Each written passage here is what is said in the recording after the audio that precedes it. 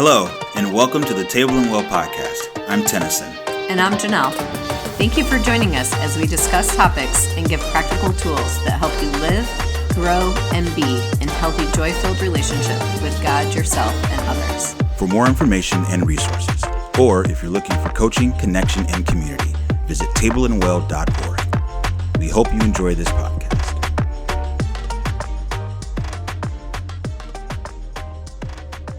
We all have stories of how the family of God hasn't always been a safe or healthy place. But what if it could be? At Table and Well, we're making that vision a reality. One relationship, one family, and one leader at a time. Through practical tools that grow relational maturity, parents are restoring trust and connection with their children. Leaders are creating cultures of safety and joy in churches, schools, and missions. Students are gaining tools to increase their joy capacity, transforming their mental health and relationships for a lifetime. The ripple effect is clear. Families are becoming stronger, and communities are becoming healthier. We invite you to join us in rewriting relational stories. Your support will allow us to maintain and expand our reach and fund the development of school curriculum, marriage retreats, and ensure that scholarships are available for families and leaders who are wanting to continue their growth. Visit tableandwell.org/support to give today. Together we can build the safe, healthy family of God that we and the world most desperately need. Thank you for your support, and thank you for helping us rewrite relational stories. Hello, and thank you for joining us today on the Table and Well podcast. This is episode number 20 of season 3, and we are actually going to be starting a new series today, and we are really excited to be doing that. This series is called Wisdom Keepers, the Role of Elders in Building Relationally Healthy Communities.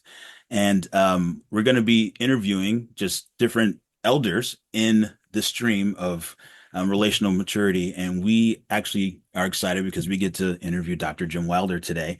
And he is a I can't say the word. I never can say the word right. Neurotheologian. That's it. Psychiatrist and author. And his pioneering work is literally the reason why we're doing what we're doing, why we have this podcast, why Table and Well even exists. And so first of all, I want to thank you for the work that you've done and that you're continuing to do, that allows us to do what we do, and has really changed our lives. So thank you for that. You're welcome. I'm glad that God's given me a chance to be participating with this community, and that you're able to actually take some ideas and put legs on them and make them work. So thank you for including me here. Yeah, that's an honor for sure. Yeah. Well, I would love to just start out by asking you, how would you even define elder? What does it look like to be an elder, both in age and in maturity, and what is their role in shaping community?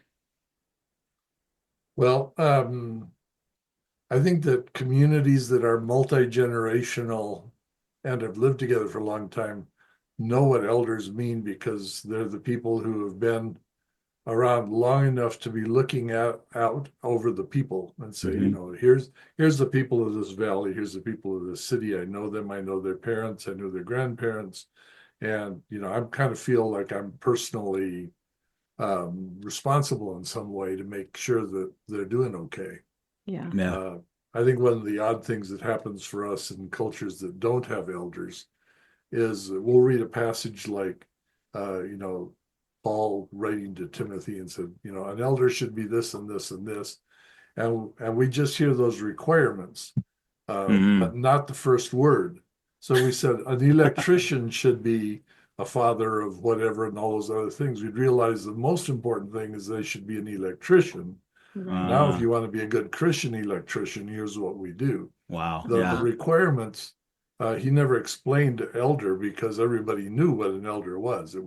Those are the people who basically, whatever happens in this town, they have something to say about it, or whatever happens in this village, or, whatever goes on, every plan we're going to make, we're going to ask you about it, and if it's not okay with you, we're not going to Mm-hmm. go ahead. Wow. So where there's communities that have that, you see, then we Mm-hmm. sort of intuitively know what an elder is. Yeah. But in India, I like the way they sort of define it, and that is it's someone who's raised their parents well enough that they're allowed to parent the whole village. Wow.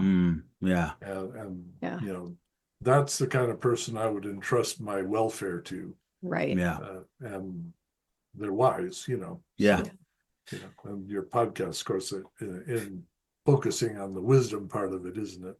Yes. Yeah. It is. And what is, sorry. No, go ahead. And what That's does the same that look question. like Yeah. in modern day society, especially here in America, where we really have lost a lot of that, even just because of transientness Mhm. or like we just don't have that built in anymore. Is Yeah. there a way to recover it or to work with what we have?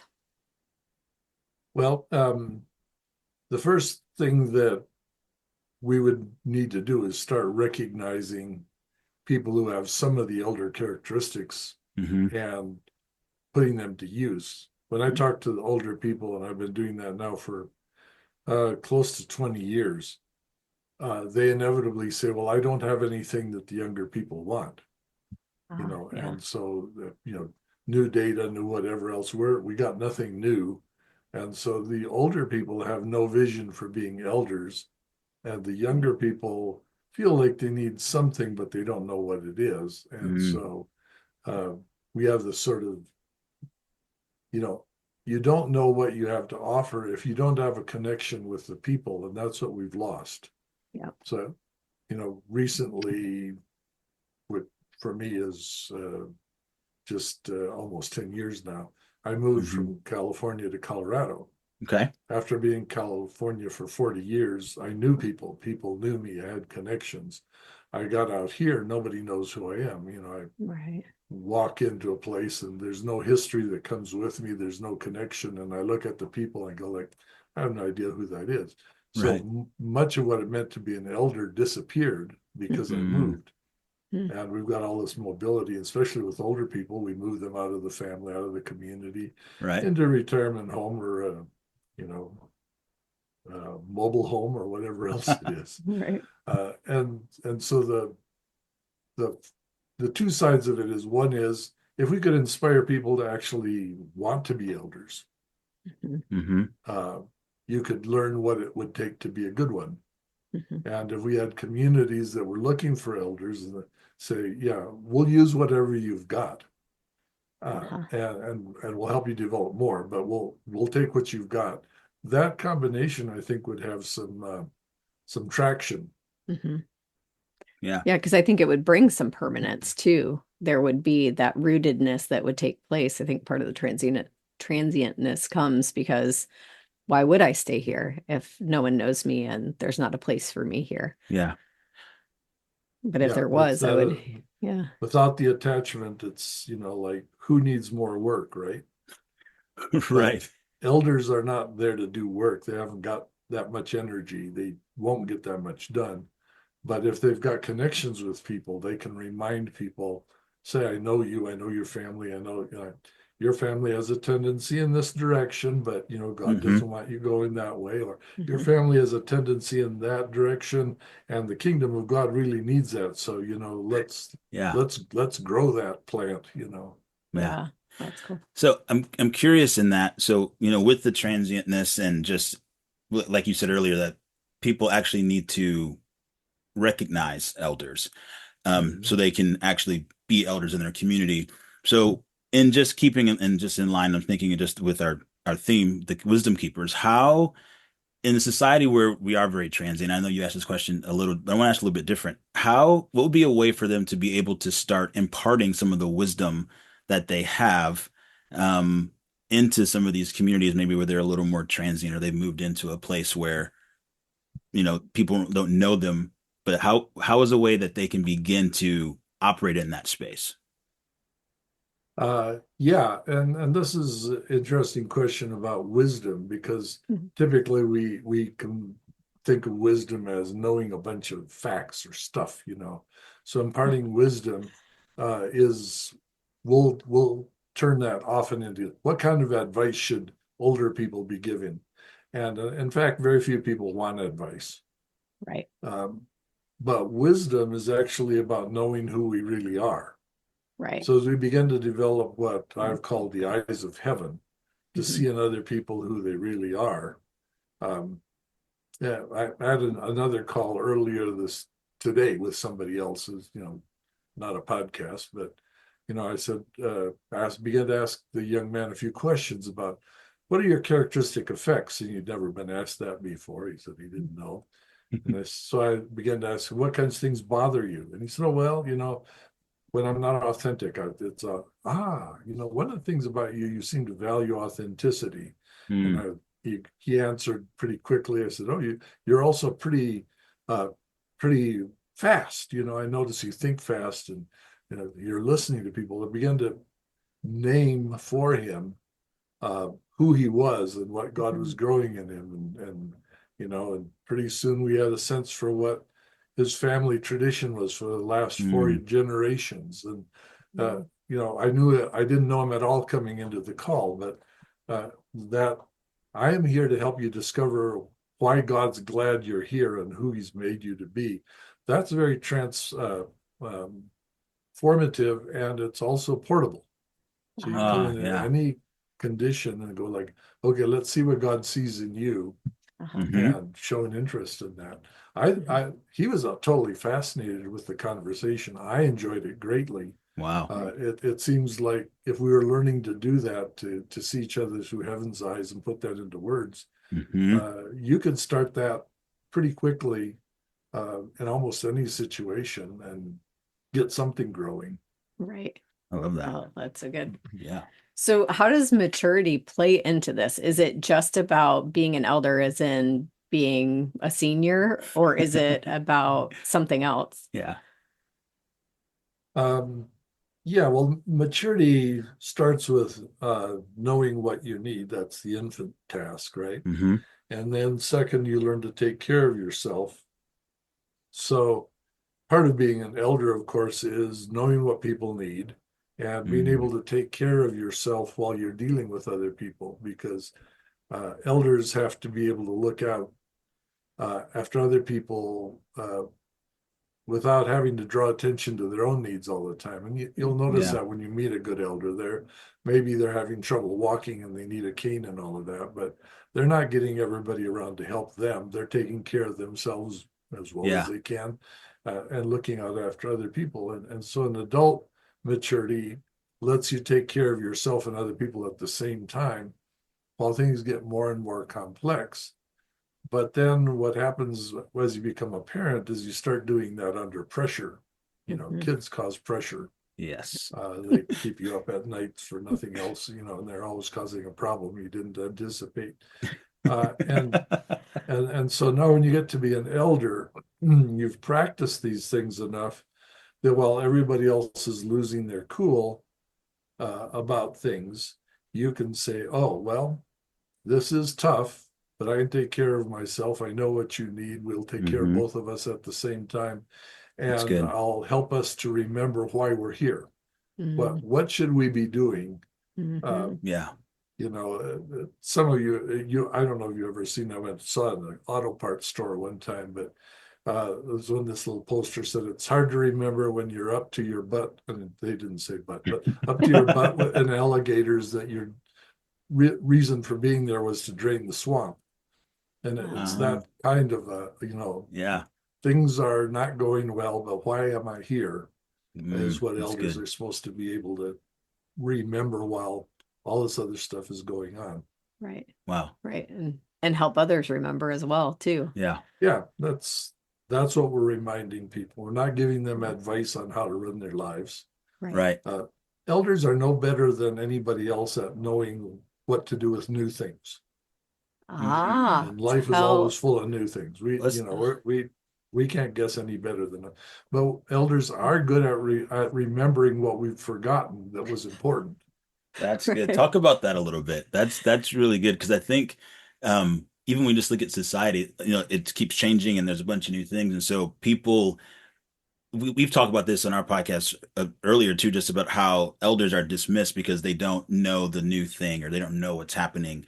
And Mhm. so let's talk to that a little bit, just the importance of that. And like, yeah.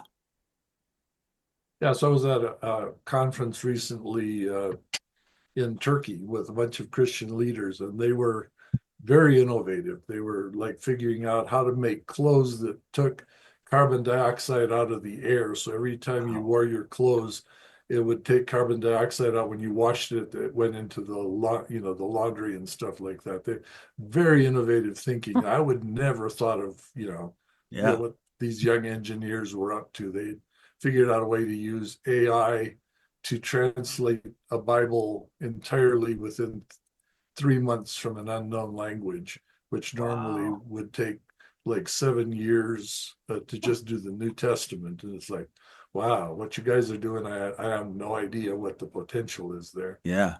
But now, what would they not remember? Well, they had forgotten that this is about joy. And Mm. so, we're getting all these projects done, but maybe we're not keeping joyful relationships with each other while we're doing it. And so Mm-hmm. as an elder, I could walk in, and I didn't have to do that in this particular case, but I said, how's the joy level doing in here? Are people glad to be together? Are problems getting bigger than relationships? Have we forgotten to ask how God sees things? Those are the things that we can remember. And with one of them, one of the things that God says is, you need some rest. Mm. And here's a group, they're working really hard, but they've forgotten that part of what God wants to do, if he wants to bless you, is to make sure you get some rest as well. And so an Right. elder might come in and say, That's good. beautiful project. And, if you could add some rest cycles in here, you'll find that you'll be doing this better still 40 years from now. And Yeah. those, yeah, that's wisdom, I guess. Yeah, Yeah. it is, That isn't is it? Yeah, wisdom. I love that's that. so good. So, Uh, um, so talking about even just the wisdom and the maturity that comes with that. So in your new book series, The Growing the More Human Community, which I absolutely love the name of that, by the way. That's a great title. Thank So you. That was yours, that was right? That yours. was I the one. heard Yeah, that. it Yeah. was. Yeah. They didn't change that one. You're like, I got this one. Yeah. Um, so you explore and you talk about how people can become more relationally mature, more relationally whole. So how does this concept of becoming more human or a more human community intersect with the role of elders? And what are some of the traits that elders can share or cultivate to help communities become more human? Yeah. Well, sometimes when we talk about our mistakes, we say it's only human, right? But Hmm. being human is not about the mistakes we make, because when we're forget to be human, we talk about people's inhumanity to others. We're Yeah. failing to Mm. be the kinds of people that God created us to be. So Wow. um, usually because we're trying to win Mm. or make somebody else lose. Mm. And so under those conditions, we forget that um, God is into crowning us with glory and honor.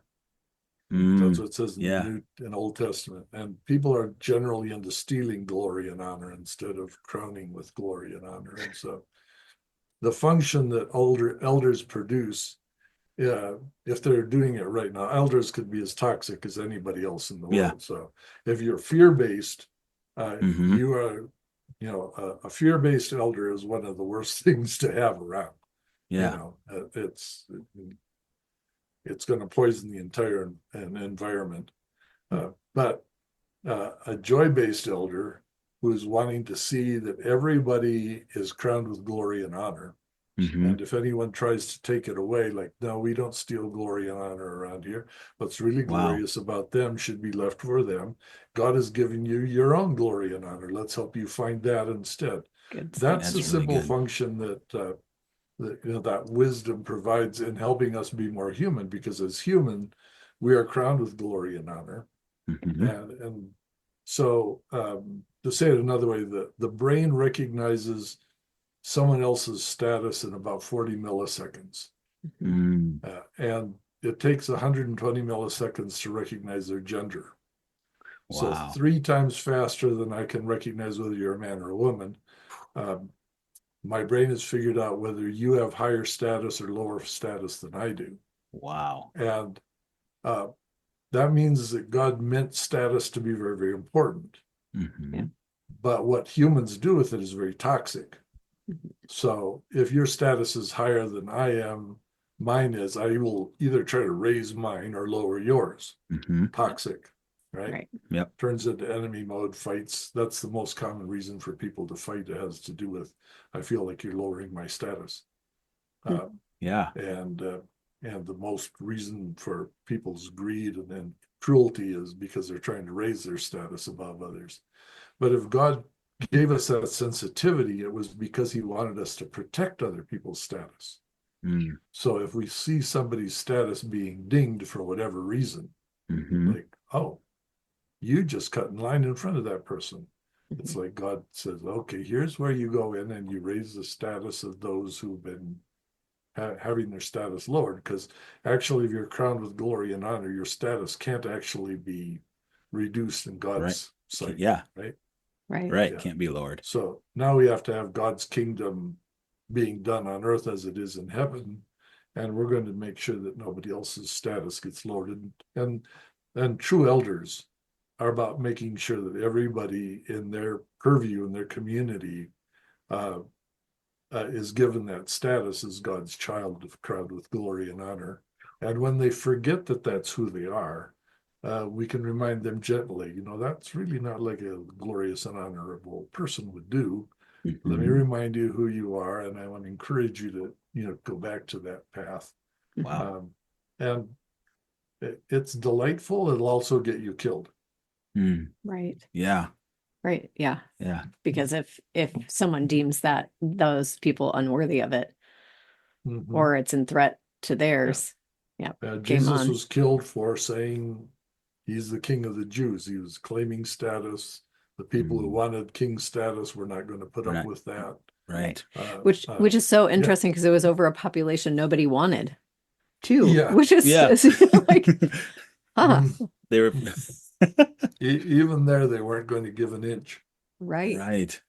That's so interesting. Yeah. So speaking of Jesus, I've gotten like this far in the elder part of this series of the Growing More Human Community. And I'm going to probably butcher this quote, so help me out here. You talked about Jesus and how this whole point of being human, and can you, I don't want to say it wrong. Do you know what I'm talking about? That conversation in the book about Jesus being human and how that's, we look at it like a bad thing, but You started down that trail here, but it's Yeah. Well, I don't remember what I said in the book exactly, but I do know where my thoughts were going with that. And that is, Jesus created humans, and the first thing he said about it was that they were good. Right. Mm-hmm. And so after the fall, we lost the ability to act like ourselves. Mhm. And Jesus knew he was going to have to live in a human body and a human brain in order to reclaim humanity. And so he actually had a design for us that was worthy of him sharing.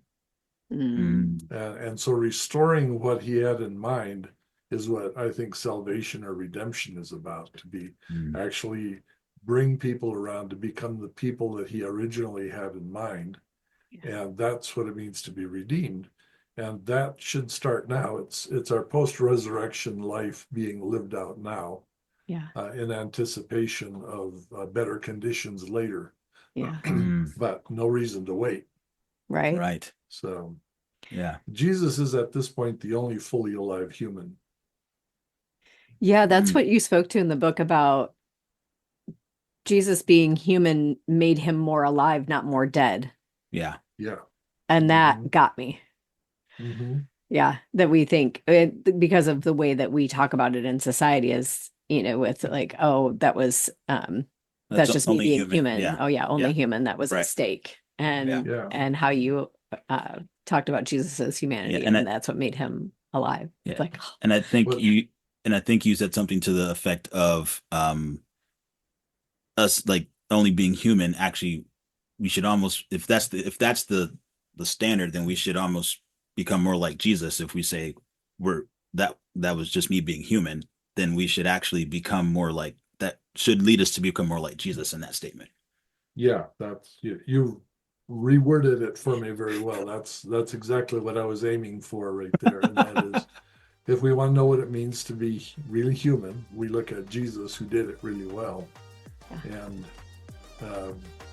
we look at that and we say, wow, that's so much different from where I am right now. I can't hardly imagine that being the case. Mm-hmm. But that's how little idea we have of what it means to be human. You've been listening to the Table and Well podcast. New episodes stream every Tuesday. If you have enjoyed this podcast, please leave us a review to let us know. Also, subscribe on your favorite listening platform to stay up to date on all things Table and Well. To learn more, start your journey, or get information on how Table and Well can help develop your community, family, or teams to be relationally healthy and authentically connected, please go to tableandwell.org/collab to schedule an interest call, or you can email us directly at known@tableandwell.org.